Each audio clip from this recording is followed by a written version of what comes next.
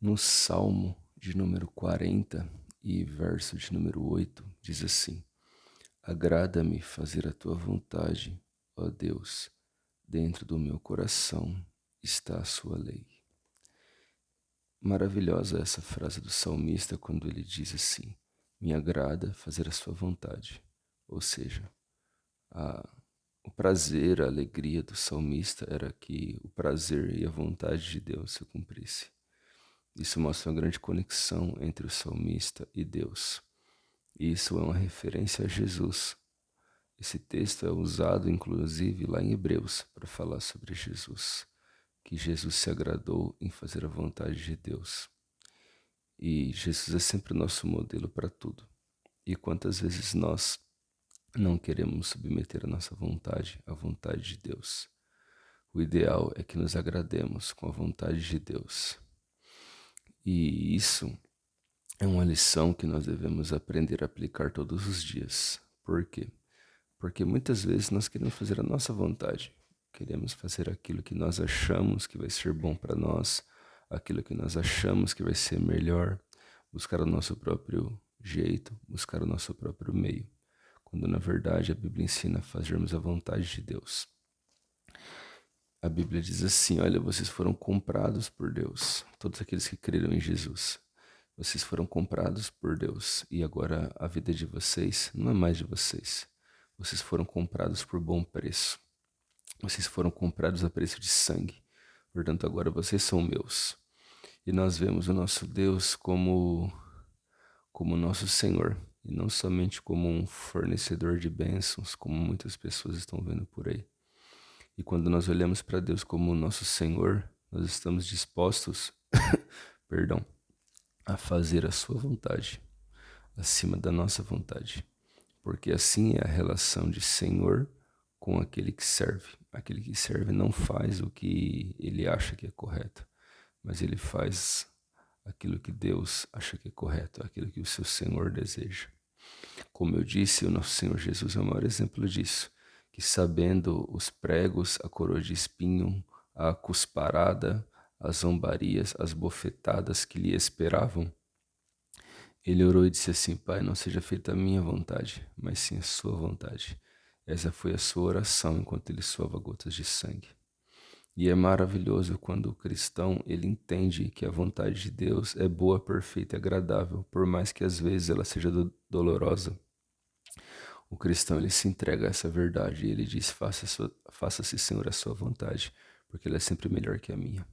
E a vontade de Deus a respeito dos seus filhos é sempre boa e agradável e perfeita, como eu disse. Ele também diz em Isaías: olha, os meus pensamentos são mais elevados do que os seus pensamentos. Por muitas vezes na minha vida, e eu sei que você na sua, traçou planos, mas quando Deus nos orientou por um outro caminho, percebeu que os planos de Deus eram melhores. O apóstolo Paulo, ele queria levar a palavra de Deus em um certo lugar. A intenção dele era muito boa, levar a palavra de Deus para um local específico. Mas ele dormiu e sonhou com um varão da Macedônia que dizia assim: passa a Macedônia e vem nos ajudar. Imediatamente Paulo, submisso à vontade de Deus, foi à região da Macedônia e começou a pregar. E a primeira cidade que ele pregou foi de Filipos. Ali uma mulher lídia se converteu, depois um carcereiro. Ele foi fundado uma igreja. E dali em diante ele avançou em sua viagem missionária. Então Deus tem sempre um plano melhor do que o nosso plano. E hoje nós vivemos uma geração muito egoísta, muito centrada em si mesmo e nas suas vontades, querendo fazer somente aquilo que lhe agrada, quando na verdade não se trata sobre nós, se trata sobre Deus. Se alguém tem direito que sua vontade seja feita, é o próprio Deus, o Criador do universo. E talvez alguém diga assim: puxa, Deus é muito egoísta, só quer que seja feito aquilo que Ele quer. Isso não é egoísmo, isso é um direito dele, porque Ele é o Criador e dono de tudo. Porventura, o oleiro não fará com o barro aquilo que quer, sendo que o barro é dele? Então, glória a Deus que nós somos o barro e Ele é o oleiro, porque se nós fôssemos o oleiro, nós faríamos destinos totalmente deformados, mas Ele, em sua sabedoria e com as suas mãos de amor, nos toma e nos molda vasos para a honra, conforme a sua vontade.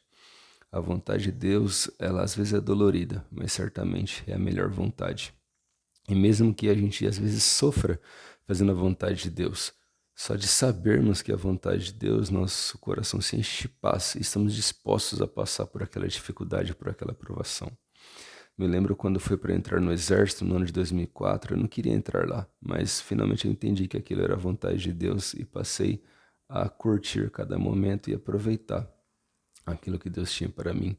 E hoje eu lembro com muito carinho dessa fase. E assim como outras fases difíceis da vida que eu passei e que você também passou, você que me escuta. Hoje, como eu disse, as pessoas não querem, né, que a sua vontade seja contrariada. Não, tem que ser do meu jeito, porque eu faço o que eu quero da minha vida.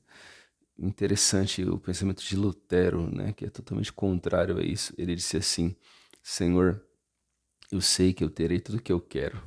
As pessoas dizem por aí, né, eu vou fazer o que eu quiser. Eu vou ter tudo o que eu quero. Lutero falou assim: eu terei tudo o que quero. E isso parece, né, ter conexão com o que as pessoas pensam hoje.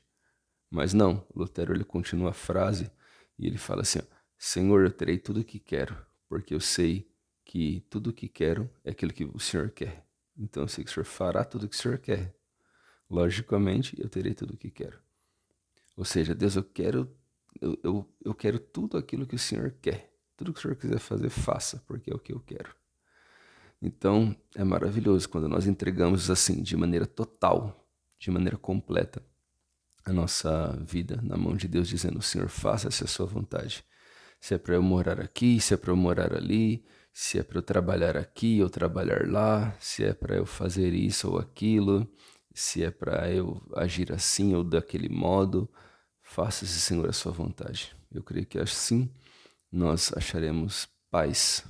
Paz, ao invés de ficar lutando com a força do nosso braço contra um Deus que nós não podemos vencer. Que Deus nos abençoe em nome de Jesus. Você que está ouvindo essa palavra, aceite a vontade de Deus, conforme-se a ela e vive em paz, mesmo no meio da tribulação, que o Senhor te ajudará. E nenhuma tribulação é para sempre.